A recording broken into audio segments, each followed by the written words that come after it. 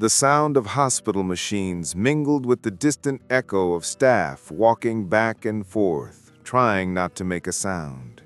The white marble mansion, Cristiano Vilar's pride and joy, was plunged into a sickly silence.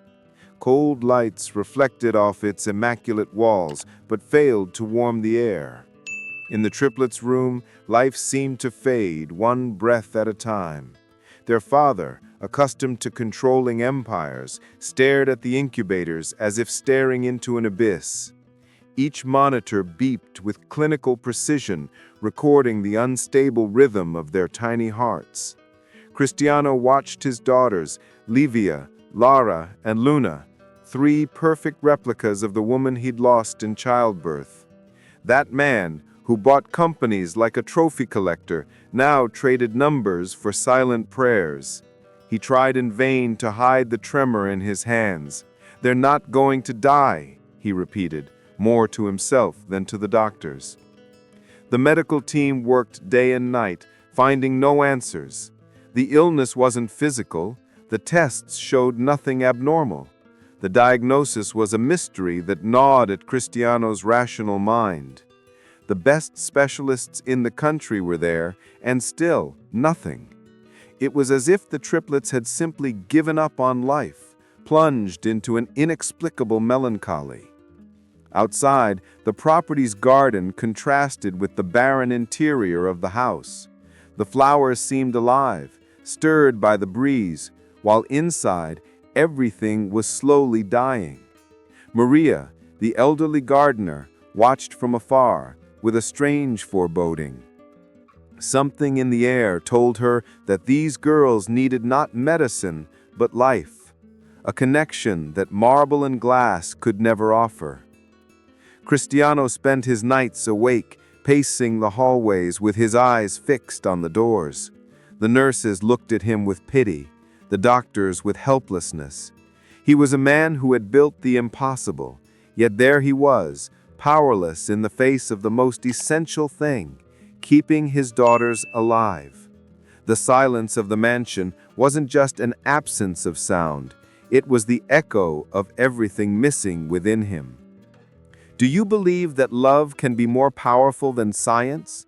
Then subscribe to the channel and watch until the end, because what happens in this story will prove that sometimes it's the heart that saves what reason has already given up on.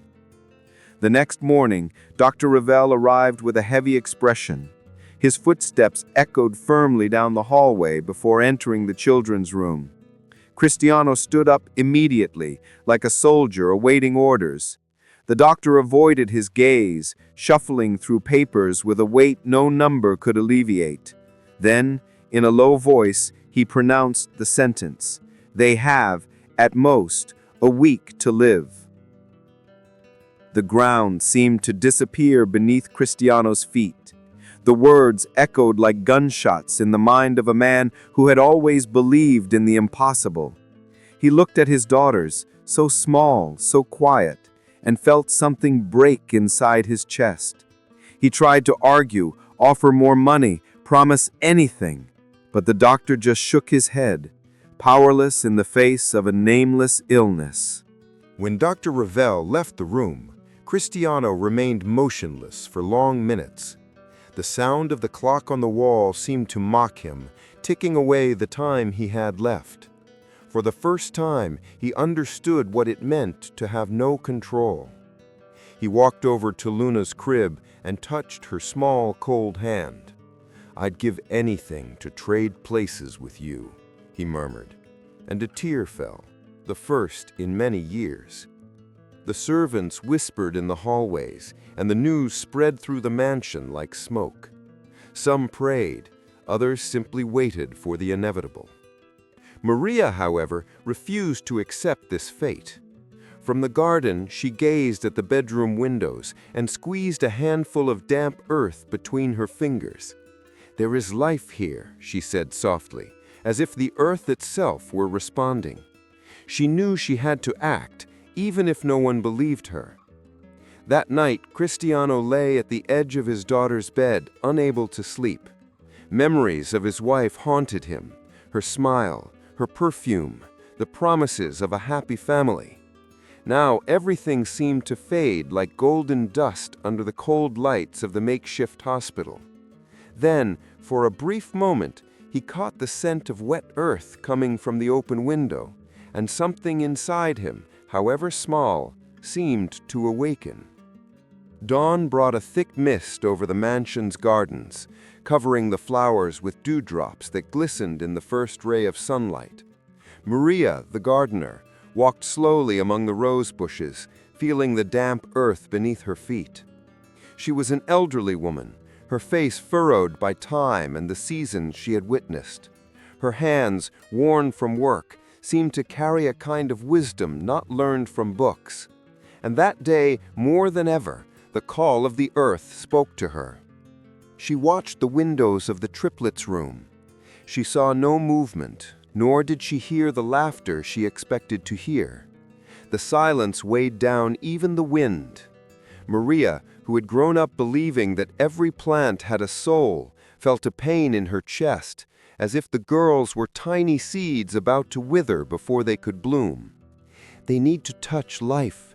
They need to feel the earth," she murmured, looking at the handful of clay she had gathered between her fingers. During the staff's coffee, the gardener shared her premonition. Some laughed, others looked at her with compassion.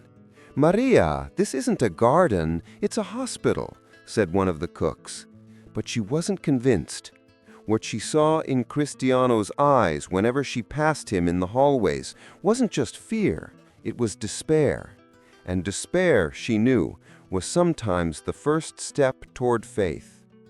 That afternoon, she gathered her courage and went to her boss's office. Cristiano was standing at the window, talking on the phone, trying to contact a foreign doctor. When she saw her standing in the doorway, holding her hat in her hands, his expression hardened. "What now, Maria?" he asked impatiently. She took a deep breath and said, "Let me take care of them, sir, not with medicine, but with their lives." The billionaire raised his eyebrows in confusion. "With life?" he repeated. "With soil, seeds, and sun," she replied firmly. Cristiano laughed in disbelief. "You want me to trade doctors for gardening?" Maria kept her gaze serene. "Sometimes, doctor, what's missing isn't a cure, it's a soul." For a moment, something in those words made the air silent. He didn't answer, but neither did he tell her to leave. In the following days, Maria insisted again. Cristiano tried to ignore her, immersed in reports and medical appointments that resolved nothing. Even so, her presence seemed to grow like the plants he tended, silent, constant, and impossible to uproot. One afternoon, she appeared in the main room with a small clay pot in her hands. Inside, there was only dark soil and a few seeds. "This soil was born of life.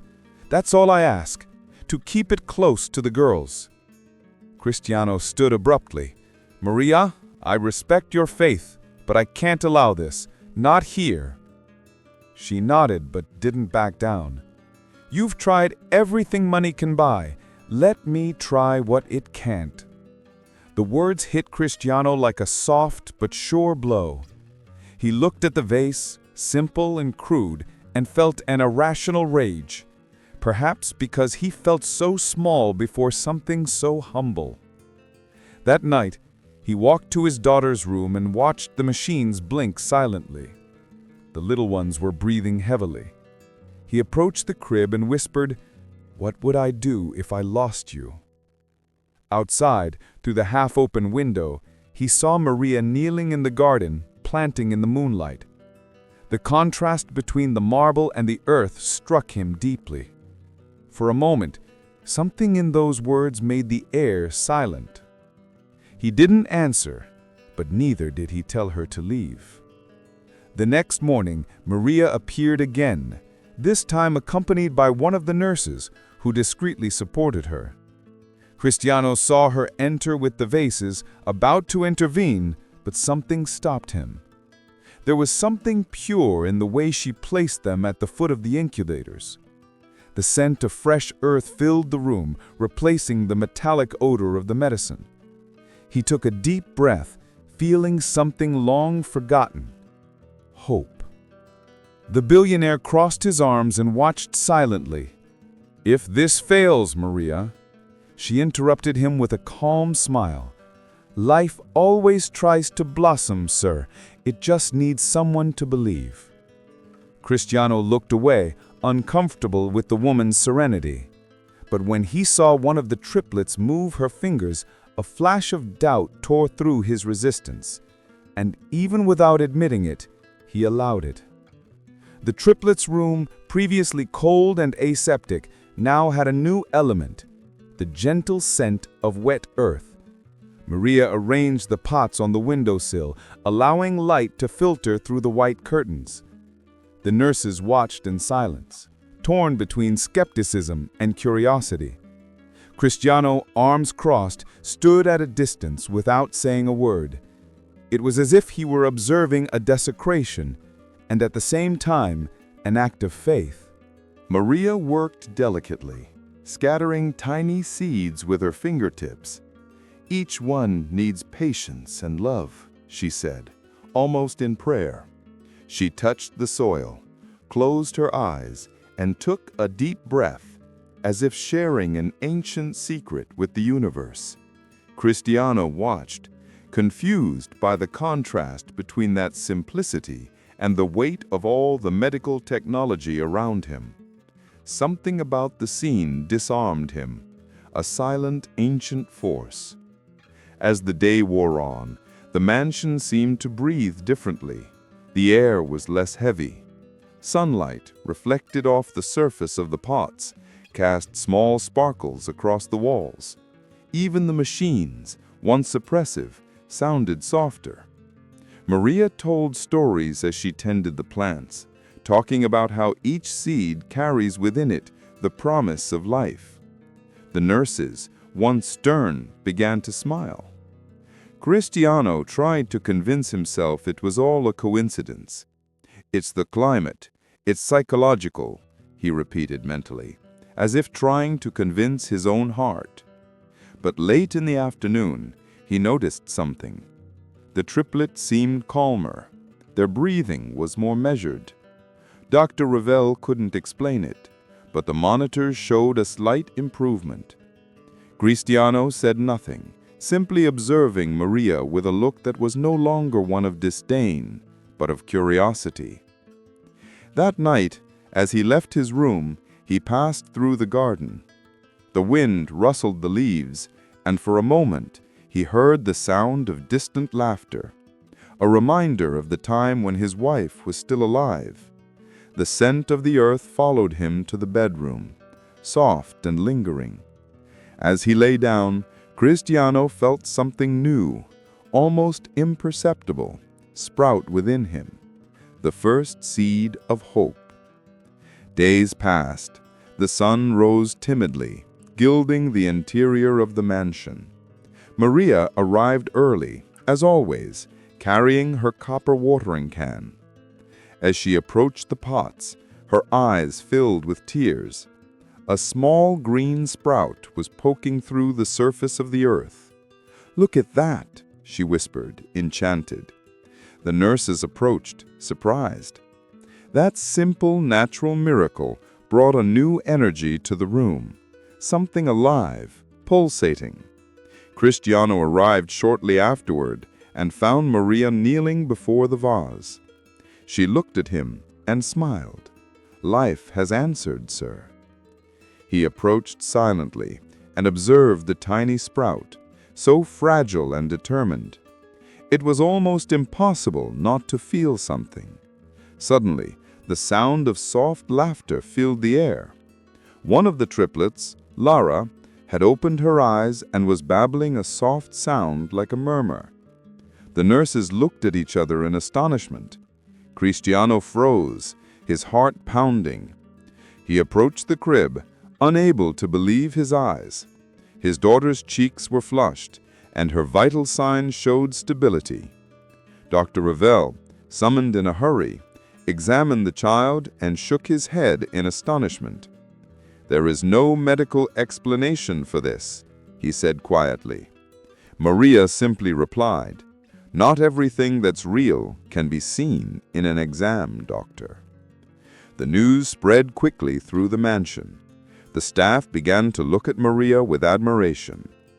Cristiano, however, maintained a composed expression, still conflicted between skepticism and faith. That night, he returned to his room alone. He touched the vase with his fingertips and observed the small sprout under the lamplight. There was something sacred in that gesture, and he felt, for the first time, a genuine connection with something beyond human control. Before leaving, he stopped in front of his daughters and whispered, "Maybe I'm learning from you what I've never learned from anyone else." The triplets slept peacefully. Outside, the wind swayed the treetops, the sound like a murmur of gratitude. Cristiano couldn't explain it, but something inside him told him this was just the first bud, and that the true blossoming was yet to come. The news of the triplets' unexpected improvement spread like wildfire through newspapers and television channels. "The billionaire who abandoned medicine for his faith in a gardener," read the headlines. Cristiano woke to dozens of calls from investors and partners demanding explanations. The media, thirsty for scandal, turned his family's drama into a spectacle. Outside the gates, cameras and reporters crowded together, questioning his sanity. Dr. Revel also reacted with indignation. "You're tarnishing your reputation and our science with superstitions," he shouted, before resigning. Cristiano didn't respond. He simply looked at the doctor with profound weariness. This man, accustomed to dictating the rules of the corporate world, was now learning the weight of human judgment. The pride that had sustained him for years was beginning to crumble, and amidst the chaos, he wondered, what if she's right? Maria, immune to criticism, stood firm. "Let them speak," she said calmly, as she watered the plants and murmured ancient prayers. "They don't understand what's growing here." Cristiano saw in her a strength he'd never possessed, a silent but unshakable faith. While the world called him crazy, Maria reminded him to focus on the essential. The girls were alive, and that was enough. But the social pressure began to press. Business councils met hastily, investors threatened to break contracts, and Cristiano's fortune was at risk. "You need to step back, think rationally," an advisor insisted. He looked at the man and replied quietly, "What is rational when reason itself doesn't save?" For the first time, he chose not to sign a document and instead went to water the flower pots with Maria. That night, alone, Cristiano walked the hallways and noticed something he had never noticed before. The sound of leaves rustling against the windows, the earthy scent wafting from the rooms, the gentle warmth in the air. The world might call him crazy, but for the first time in a long time, he felt alive. While the rest fought for power and appearances, he rediscovered something money could never buy, the peace born of hope. The days that followed brought an unexpected calm.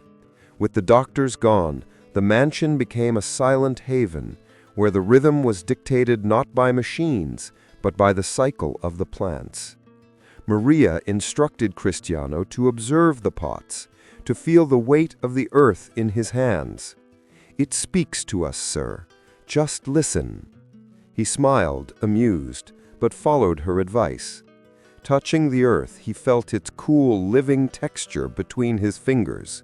It was as if he were touching something sacred. Maria began teaching him little lessons about time. Flowers don't bloom in a hurry. They grow at the pace of faith. Cristiano began to apply this thought to everything. He stopped checking reports, canceled meetings, and began sleeping in an armchair next to the cribs. At night, he read old stories to the girls, and his voice, previously rigid, became soft, almost paternal. The relationship between him and Maria also deepened. He began asking about her life, discovering that she had worked there since she was young. Maria told stories about Cristiano's wife, remembering the sweet woman who loved the garden. She said flowers were mirrors of the soul. Maybe that's why they've grown back now. Cristiano felt a lump in his throat. For the first time, the memory of his wife brought him not only pain, but gratitude. One afternoon, as they watered together, Maria pointed to a more fragile sprout. See this one? It struggles more than the others. Sometimes life tests the smallest to show the extent of its strength. Cristiano watched and smiled, realizing that the metaphor spoke to him too. He was a man reborn after decades of hardship, and the mansion, once cold, began to fill with human warmth. At night, while the triplets slept, Cristiano remained in the room, watching the pots and his daughters. The shadows danced on the wall like tiny roots moving. He closed his eyes and felt a deep calm. For the first time in years, he didn't think about profits, contracts, or reputation. He thought only of growth, not in power, but in soul. And the garden, both outside and inside, flourished. The morning sun streamed through the triplets' bedroom windows, illuminating the pots lined up on the windowsill. Small green leaves now stood strong, reflecting Maria's daily care and Cristiano's watchful eye. The girls in turn began to respond more and more. Childlike laughter, once a distant dream, finally filled the air. It was light, sincere, and sounded like music in a house that had long forgotten the sound of joy. Cristiano couldn't contain his smile. He watched his daughters, enchanted by the leaves, moving their little arms as if trying to touch them. "They respond to life," Maria said proudly. The billionaire nodded, his eyes welling up. The chill that gripped his chest was beginning to melt. The man who lived on reports and forecasts now saw meaning in simple things: a sprout, a smile, the warmth of the sun. The transformation also affected the staff. The mansion, previously rigid and silent, filled with laughter and voices. The nurses began to hum as they worked, and even the previously dour assistant gardener dared to whistle happily. The atmosphere, previously mournful, became lively. Maria said that everyone's inner garden was beginning to bloom, and Cristiano finally understood what she meant. One afternoon, he took one of the girls to the garden for the first time. The light wind touched her cheeks, and the sound of the birds made her smile. Cristiano felt the tears flow shamelessly.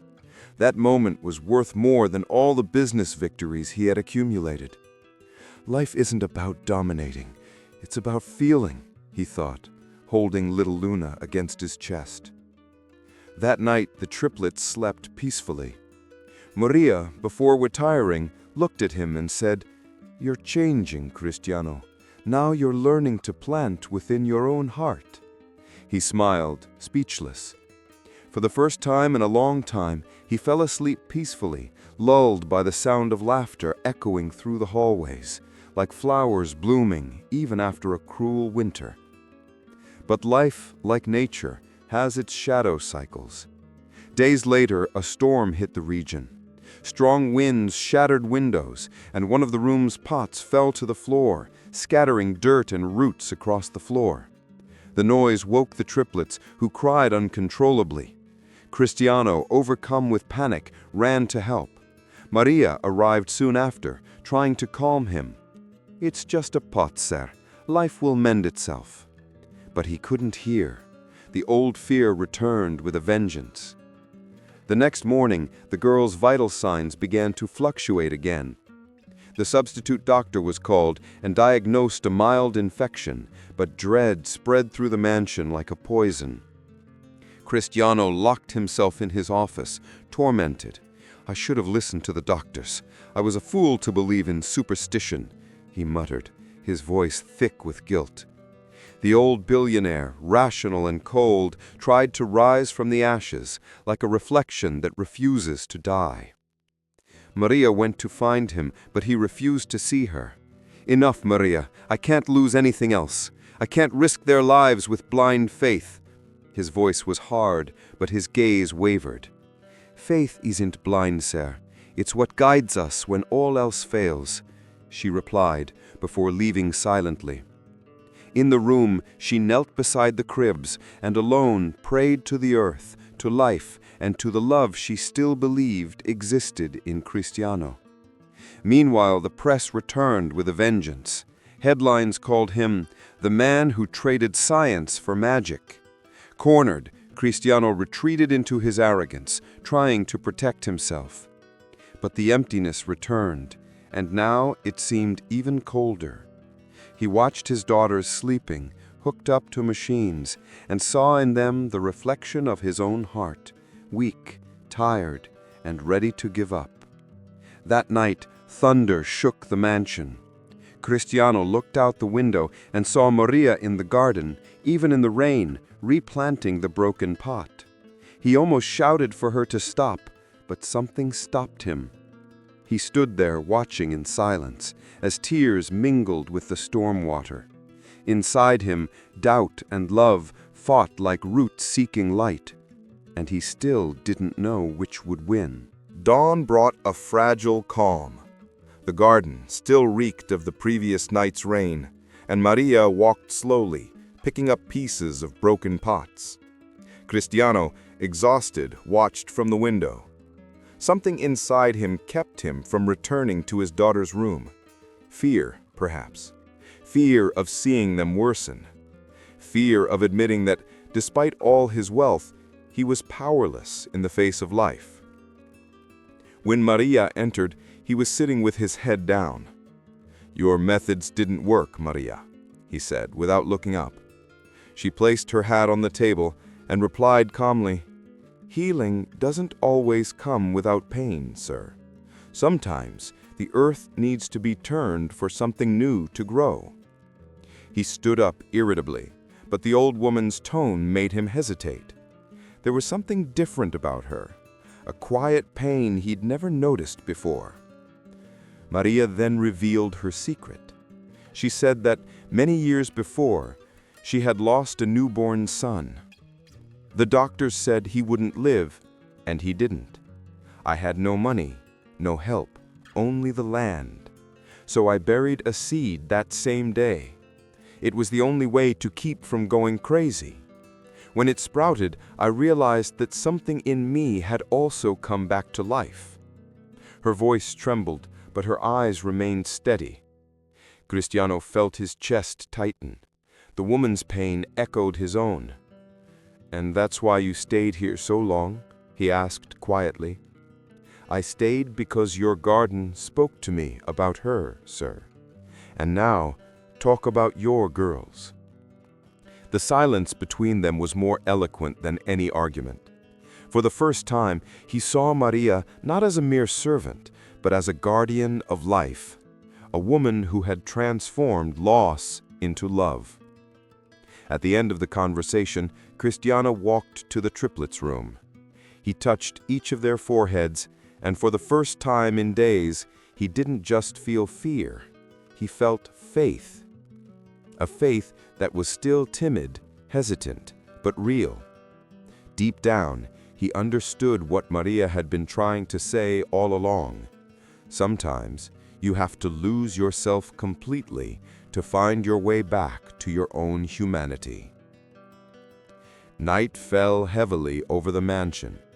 The triplets began having respiratory problems again. Panic spread. Cristiano ran through the halls, calling for nurses, but the girls didn't respond. Maria watched him silently, her face serene, but her eyes teary. "Calm down, sir. Life is still here." He shouted, "You don't understand. I'm going to lose them." And he ran back to his room, his heart in tatters. The machines beeped, and the numbers slowly dropped. Cristiano knelt between the cribs, feeling the weight of despair crush his chest. He remembered Maria, the garden, the stories of rebirth. He looked up and saw the pots by the window, one of them still intact. He approached hesitantly and plunged his hands into the damp earth. The cold made him shiver, but something inside him flared. He closed his eyes and began to speak, not logically but from his heart. If there is something greater than me, something that hears, that feels, please don't take my girls. Take whatever you need from me, but not them. The tears mingled with the earth. It was a rich man kneeling on the ground, returning to life everything he had taken from it. Maria entered silently and saw him kneeling, his hands covered in mud, his face wet. She approached and simply placed her hand on his shoulder. Now you understand. It's not the earth that heals, it's the love it awakens. Cristiano sobbed, but there was peace in his tears. For the first time, he felt human, without masks, without titles, without fortune. In the early morning, the silence was broken by a soft sound, the soft cry of one of the triplets. Then another, and another. The nurses rushed over, astonished, and watched the monitors slowly rise. The girls were breathing better. Maria smiled. Cristiano, still kneeling, looked at the small vase and murmured, "Life has answered." Outside, the first ray of sunlight touched the garden, gilding the leaves and sealing the rebirth of the man who had finally touched the earth. The morning light flooded the room like a blessing. The sun streamed through the windows and fell directly onto the triplets' sleeping faces. Cristiano awoke to the sound of birdsong, a sound he hadn't heard inside the mansion for months. For a moment, he lay still, unsure if he was still dreaming. Then a soft murmur broke the silence. Livia opened her eyes. Lara moved her arms. Luna let out a short, sweet laugh. He ran to them, his heart pounding. The machine showed stable signals, color returning to the children's faces. The nurses rushed in and froze in disbelief. "They're responding!" one of them exclaimed. Maria appeared in the doorway, smiling with teary eyes. "Life heard you, Cristiano." He stared at her silently, unable to respond. Tears fell freely. The air was different, lighter, warmer, as if the house itself were breathing again. The potted plants had bloomed overnight. Tiny white flowers opened in unison, exuding a delicate fragrance. Cristiano approached and ran his fingers over the petals, remembering the feel of the earth the night before. "It's the same smell," he murmured, as if recognizing a miracle. Maria approached and took his hands, still marked by the dried clay. "You touched the earth, but it was the earth that touched you back." Cristiano smiled, moved. That man who once measured life in numbers now measured the value of things by what blossomed within his heart. And in that moment, he understood what richness this was, feeling part of something greater than himself. Hours later, he walked into the garden. The sun shone on the rain-washed leaves, each drop reflecting a small rainbow. Cristiano closed his eyes and took a deep breath. For the first time since his wife's death, he felt life pulse within him again. The Iron Man had become fertile soil, and from his own rebirth, 3 small flowers called him father. Months passed. The triplets grew strong, full of energy and curiosity. The unquiet room was now a haven of laughter, toys, and flowers.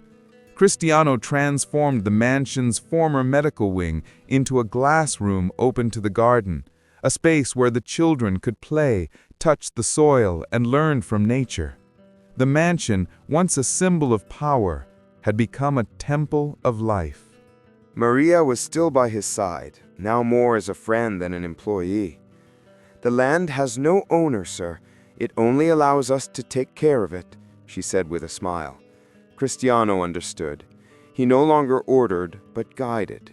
He no longer hoarded, but shared.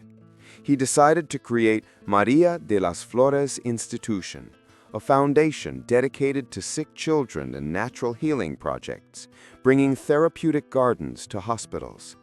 The press, once cruel, now revered him. "The tycoon who discovered invisible wealth," the headlines read. Cristiano didn't care. True recognition lay in the little hands that embraced him every morning, and in Maria's eyes, which saw in him the man she always believed existed, sleeping beneath layers of vanity. One afternoon, he walked with the triplets through the garden. Each held a small shovel, helping to plant new flowers. "Daddy, do plants sleep?" Luna asked. He smiled. "Yes, they do. And when they wake up, they come back stronger." They laughed delightedly, and Maria watched from afar, moved. In that moment, Cristiano realized that life, like love, is also planted every day. As the sun set, he looked up at the orange-tinted sky and whispered, "Thank you." He didn't know if he was speaking to God, Mary, his wife, or the earth itself, perhaps all of them. The wind blew lightly, lifting the leaves around him like a silent dance. It was the world's answer, and he, the man who once thought he could control everything, finally understood the greatest secret. Life blossoms only when we let it grow. Years passed. The old marble mansion was no longer a symbol of isolation, but a home full of life. Where silence once echoed, now laughter, music, and the sound of leaves dancing in the wind could be heard. The triplets, Livia, Lara, and Luna, grew up healthy, curious, and full of dreams. Each had inherited something different from their father: intelligence, sensitivity, and courage, but they all shared a common gift, a love for the land. Maria, now elderly, walked more slowly, but her gaze remained bright. One day, sitting under the oldest oak tree in the garden, she watched the three girls tending the flowers. "You grew like seeds that once almost didn't germinate," she said, smiling. Lara responded, hugging her, "You are the sun that made us blossom." Maria laughed, her heart full. Cristiano, in the distance, watched the scene with teary eyes. Not long after, Maria departed peacefully, sleeping beneath the sound of the wind and the scent of flowers. Her absence left a gentle silence, not of grief, but of gratitude. Cristiano organized a simple ceremony, and the triplets, dressed in white dresses, scattered petals on the earth covering the grave of the woman who had given them life in more ways than one. "She is now part of everything that blooms here," he said, his voice trembling. Years later, the triplets, now young, decided to reopen the garden in honor of Maria. They named it the Garden of the Triplets, a social project that taught children to plant, care for, and understand nature as part of their own healing. The place became a refuge for families, a space where hope and love grew side by side. Their gesture transformed a story of pain into an eternal legacy of life. Cristiano, now gray-haired, walked among the flowers, listening to the children's laughter. The triplets called him to plant the first tree of the new cycle. He knelt in the soil, got his hands dirty, as he had done so many years before, and smiled. "Life begins again whenever someone has the courage to believe," he said. As his daughters finished planting, the wind blew gently, and white petals fell upon everyone. The garden bloomed in its entirety at sunset, as if the world itself responded to that gesture. And there, amidst the flowers and laughter, Cristiano realized there was nothing left of the man he had been. Only what he had always wanted to be: father, apprentice, and living part of the earth. Looking up at the sky, he whispered, "Maria, we did it." And the wind, subtle and sweet, seemed to respond, "Seeds have always known how to grow." The sound of laughter echoed through the garden, mingling with the scent of newly opened flowers. Life had fulfilled its promise. This was not the end. It was eternal bloom. If this story touched your heart, it is a sign that there is still a living seed within you. Click on subscribe and keep blooming with us, because here, every story is a reminder that love, faith, and hope can still change the world.